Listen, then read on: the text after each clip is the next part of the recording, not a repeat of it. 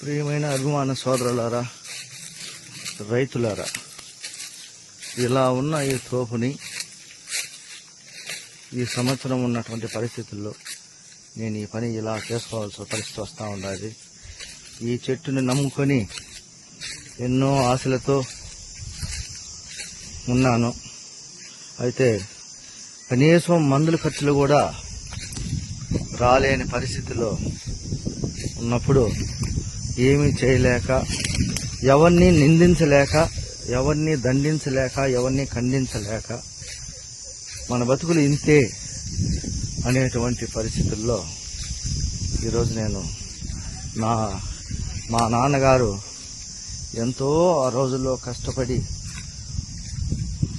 ఒంటెద్దు బండి మీద నీళ్లు తోలి ఈ చెట్లు పెట్టి సాకితే